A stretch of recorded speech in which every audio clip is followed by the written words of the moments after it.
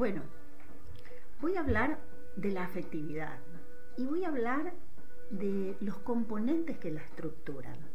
La afectividad coloquialmente se entiende como amorosidad, pero nosotros en este contexto la vamos a mirar como todo el campo relacional de los seres vivos y de las personas en particular, que es nuestro motivo de atención, de estudio, de desarrollo. Los seres humanos estamos permanentemente afectados por lo que nos rodea, por los otros seres humanos como principales factores de influencia, pero también por todo, por el medio ambiente, por el clima, por las relaciones que tenemos o no tenemos con lo que hacemos, con los animales. O sea, todo el tiempo influimos, afectamos a lo que nos rodea con nuestro hacer y sentir, y todo el tiempo nos vemos afectados e influenciados por lo que sucede alrededor. Como todo ser vivo, hasta una pequeña célula, tomamos esa novedad que nos rodea y la incorporamos a nuestra manera de funcionar, al modo particular de cada uno. Esto quiere decir que nuestra afectividad tiene una estructura, tiene una forma, tiene una trama base. Si bien, por supuesto que a lo largo de toda nuestra existencia esa trama se va modificando, se va reforzando, va reaprendiendo, y estamos hablando no solo de neuroplasticidad, sino de la fisiología completa de nuestro cuerpo. ¿Qué quiere decir esto? Quiere decir, por ejemplo, que si nosotros crecimos en un medio de amenaza permanente o de peligro o de agresión permanente, sin duda que esa memoria va a estar plasmada en la fisiología de nuestro cuerpo, en nuestra memoria corporal, no solo en nuestra psiquis. Con esto quiero decir que nos vamos a vincular y vamos a amar como hemos aprendido, y vamos a tener la posibilidad permanente sobre esa matriz de reaprender, de profundizar y también de modificar. Entonces, esa matriz del modo en que interactuamos con todo lo que nos rodea es la estructura de nuestra afectividad. Entonces, vamos hoy a hablar de los distintos componentes que determinan esa estructura, ese modo que tengo yo de funcionar en este mundo, con lo que me rodea. Y en todos los niveles de vinculación. Sabemos que en el marco de biodanza nosotros hablamos de las diferentes maneras de conexión con uno mismo, con el otro, con el grupo, con eso más grande que es la naturaleza, con la noción de la existencia del universo todo, y con esa posibilidad de trascender lo que está más acá hacia mayores profundidades. Esa es una posibilidad que tenemos los seres humanos. Solo los seres humanos. Los animales también tienen afectividad, considero yo, porque afectan y se ven afectados por todo lo que los rodea, pero lo que los diferencia es el grado de conciencia, y ya vamos a ver que es uno de los componentes estructurales de la afectividad. Vamos a basarnos en 4 puntos: la identidad, la capacidad de comunicación, el grado de conciencia, de expansión de conciencia, esto que decíamos recién, la posibilidad de mirar y de sentir más allá, y los aspectos biológicos y los ecofactores. Entonces, vamos a mirar estos 4 aspectos para comprender cómo es esta estructura sobre la que nosotros desarrollamos nuestra dinámica de vinculación. Y en este punto me parece que lo más maravilloso para destacar es cómo la biodanza es un camino muy directo hacia las profundidades de esta matriz, de estas experiencias primales, que son las de la primera infancia, hasta las intrauterinas, las experiencias que fueron forjando este modo, que fueron forjando esta matriz. La biodanza, con las clases y con el sistema desarrollado como está de trance y regresión, tiene acceso directo, sin pasar por la razón, a ese espacio, a esa profundidad. Va a conectar ahí y tiene la posibilidad de reimprimir, reparentalizar, decimos en biodanza, porque los vínculos parentales son los que fundan muchas de las características de esta matriz. Entonces, con las vivencias en las clases, accedemos cada vez más profundamente a esa profundidad, a esa esencia de nuestro origen, a esa manera de ser única que cada uno tenemos. Llegamos progresivamente con las clases cada vez más profundo, a conectar ahí y a volver a vivenciar. Tenemos la posibilidad de que con cada vivencia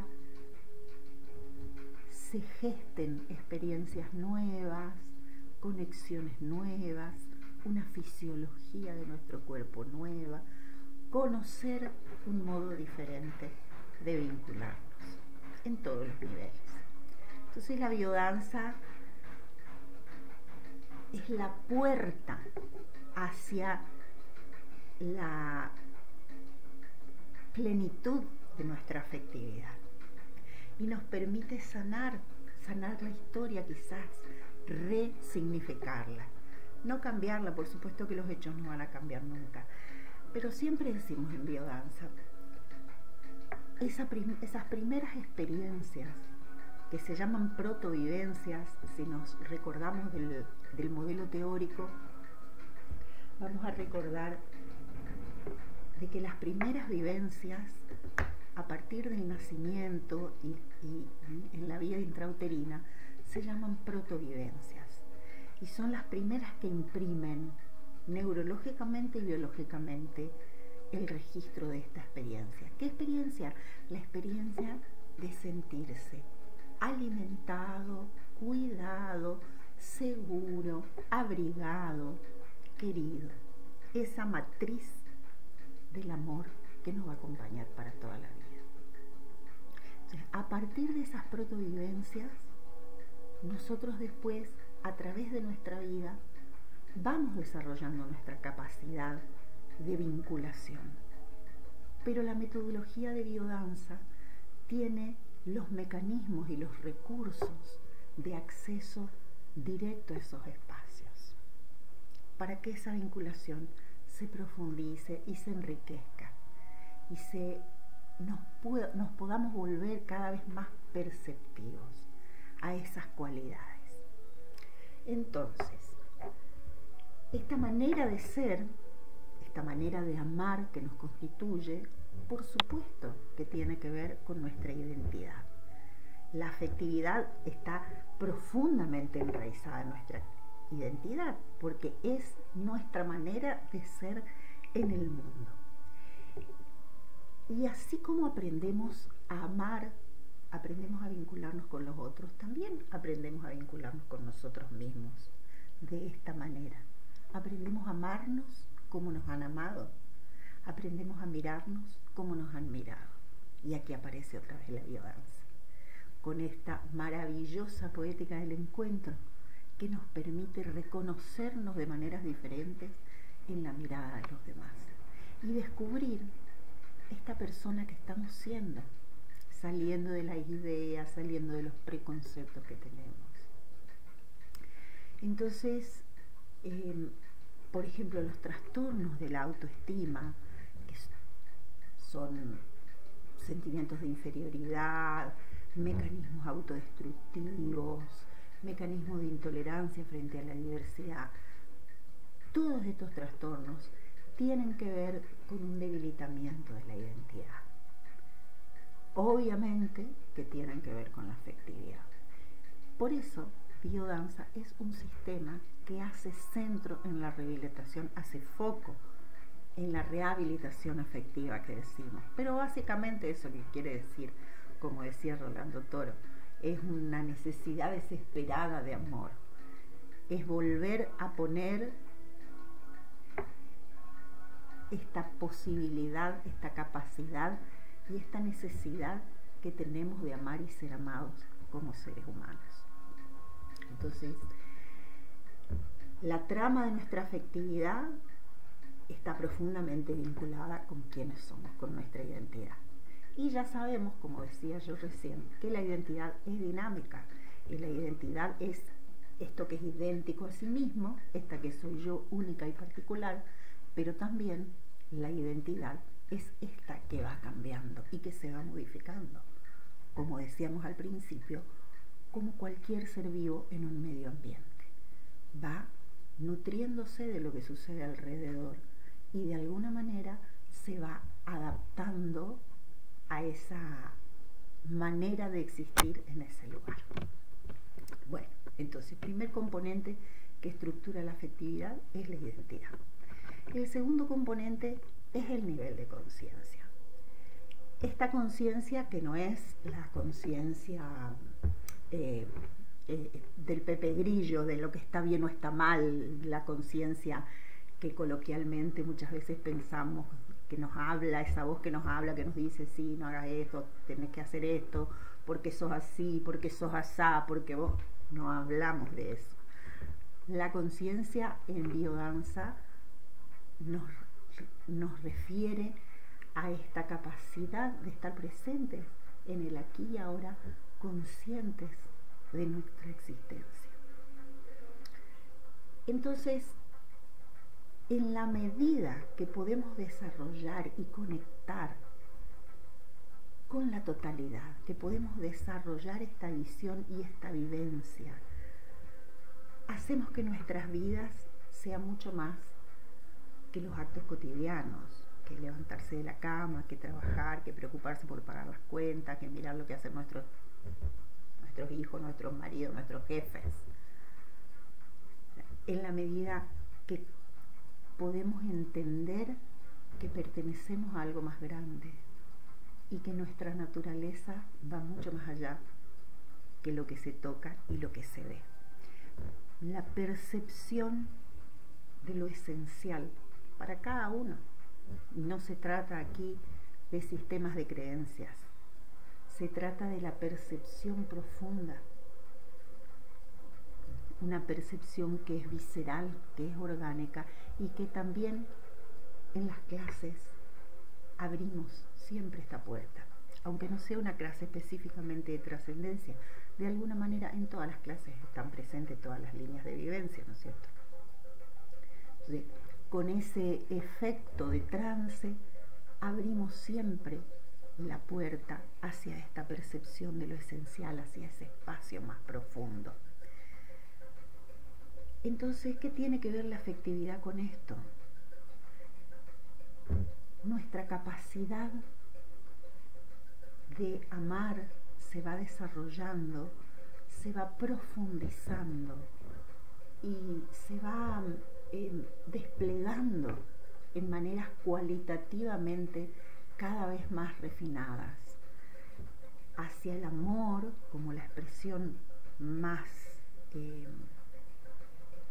alta, ¿no? Más exaltada de la afectividad, pero un amor que involucra la conciencia de comunidad, que involucra la conciencia de pertenecer a la naturaleza y que involucra la conciencia a pertenecer a algo más grande, ¿no? Este universo que funciona, que está vivo, que existe porque existe la vida, como decimos al referir al principio biocéntrico en biodanza. Entonces, identidad, primer componente estructural, nivel de conciencia, segundo componente estructural, tercer componente estructural, nivel de comunicación. ¿Por qué? Porque estamos hablando de vínculo, cómo nos vinculamos. Comunicación, obviamente, nos estamos refiriendo entre las personas, ¿no es cierto? El lenguaje verbal tiene generalmente un sentido muy preciso, pero tiene como significados particulares según los gestos, según la actitud corporal, según las tonalidades.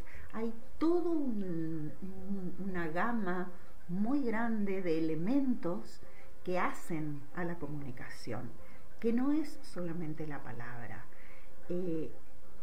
es hasta energéticamente. Ahora que sabemos tanto de física cuántica, sabemos que los campos energéticos mórficos actúan mucho antes de que empiece, por ejemplo, una conversación. ¿Qué pasa en biodanza? En biodanza practicamos y practicamos esta capacidad de sutilizarnos, de hacernos más perceptivos, con los encuentros, con las danzas, con las sincronizaciones, ¿no?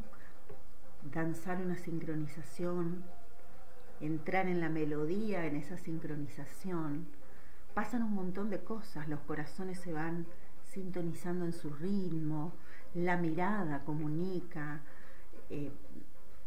los gestos, la temperatura de la piel, el olor de las personas. Entonces, en la danza encontramos un lenguaje muchísimo más profundo y muchísimo más sutil que el verbal solamente. Y sucede que lo que hace es que el lenguaje verbal se enriquezca. No es en desmedro de la verbalidad, sino al contrario, es para enriquecer esta posibilidad.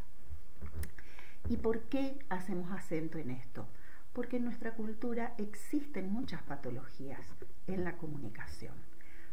Por un lado, en la comunicación gestual. Muchas veces estamos acostumbrados a gestos vacíos. Sonrisas que no tienen alegría ni tienen bienvenida, sino que tienen ironía. Palabras de bienvenida con pechos cerrados, con cuerpos rígidos, con actitudes de defensa. Entonces,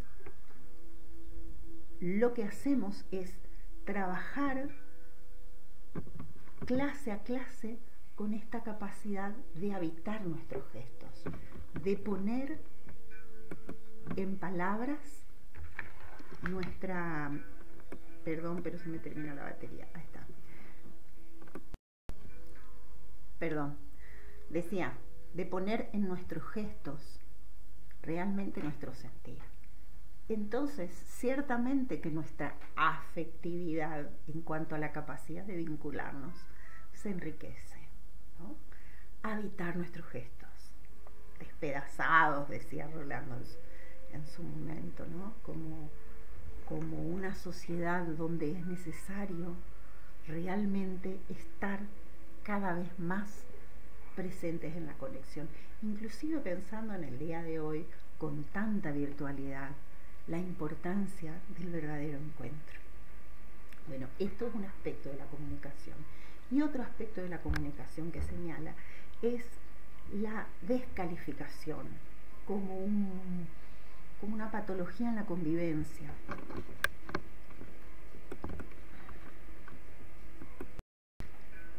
Rolando decía que la descalificación es un asesinato ontológico, justamente porque el peso que tienen las palabras en las personas,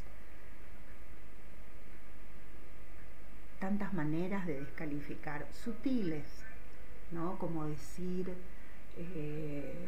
ay, estás tan linda, pero qué bueno sería que no sé qué, pero ese tipo de descalificaciones, o también disfrazadas de chistes, ¿no? Ay, seguro que, no sé, ahora no se me ocurre ningún ejemplo, pero se trata de eso. Se trata de la descalificación como una costumbre cultural que es tremenda, que pone todo el tiempo en juego nuestra autoestima.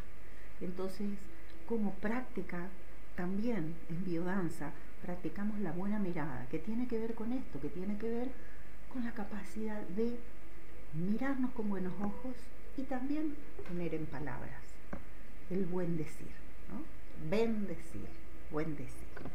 Bueno, y por último tenemos los ecofactores y antecedentes biográficos, también como componentes estructurales de la afectividad, porque obviamente estamos determinados por nuestra historia, por el medio y el modo en el que crecimos, como toda esa gran red de ecofactores, donde los principales son las personas, quienes nos acompañaron, quienes nos cuidaron.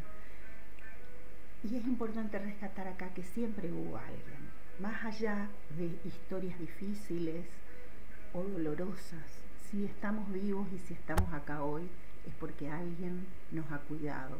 Y esa protovivencia de sentirse cuidado y amado está ahí, porque de verdad existió, porque si no estaríamos muertos, no estaríamos. Entonces, todos estos antecedentes biográficos que hacen al modo en que se estructure nuestra afectividad son importantes y determinantes. Pero la buena noticia maravillosa de la biodanza es, como decíamos antes, la posibilidad de reimprimir, de reparentalizar, de tener vivencias nuevas y convertir, resignificar ese modo de vincularnos con el mundo, con la sensación de ser cuidados y con la posibilidad de cuidar a otros. Hasta acá por hoy.